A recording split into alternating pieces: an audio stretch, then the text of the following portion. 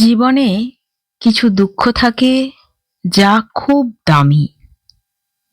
এই দুঃখগুলোকে খুব যত্ন করে রাখতে হয়, আদরের সাথে রাখতে হয়।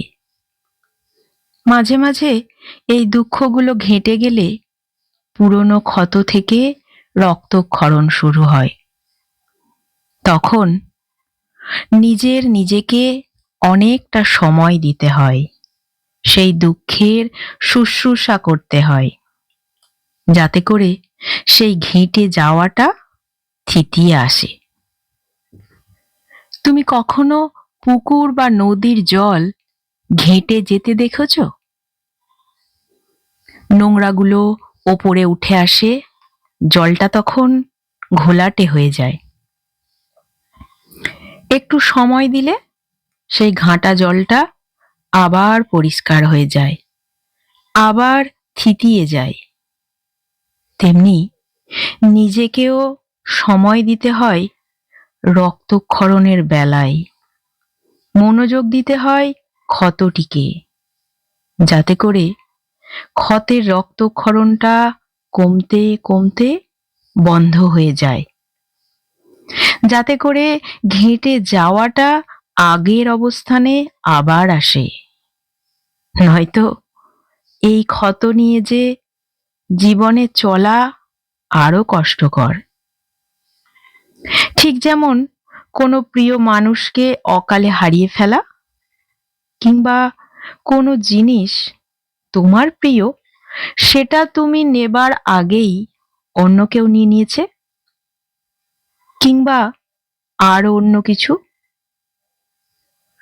জীবনে চলতে চলতে এই অনুপস্থিতিগুলো, এই ব্যথাগুলো তোমাকে কখনো কখনো এটা ভাবিয়েছে যে ওই মানুষটা থাকলে এমনটা হতো না, কিংবা ওই জিনিসটা যদি পাওয়া যেত তাহলে এই কাজটা এইভাবেই হয়ে যেত, ইত্যাদি ইত্যাদি।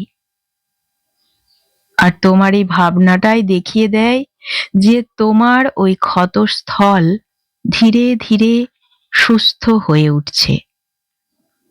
আর এই যে ঘেঁটে যাওয়া, এটাকে তো থিতিয়ে দিতে পারে একমাত্র সময়। এজন্যই সময়কে বলা হয় খুব বড় একজন হিলার, খুব বড় একজন শুশ্রূষাকারী। এই ঘেঁটে যাওয়াটাকে থিতনোর জন্য প্রয়োজন তখন নিজেকে অনেকটা সময় দেওয়া। আর জীবনের চলার পথে এই ধরনের দুঃখগুলোই হিরে হয়ে ওঠে। কোনো এক পূর্ণ অবকাশে, কোনো এক ধূলি মলিন বেলায় তারা জীবনের বাঁকে ঝিকমিক করে। কেমন লাগলো বন্ধুরা আমার এই ছোট্ট লেখাটি? মন্তব্য করে জানিও কিন্তু। আর যদি আমার চ্যানেলের গল্পগুলো ভালো লেগে থাকে তবে একটা লাইক, শেয়ার, কমেন্ট করে দিও।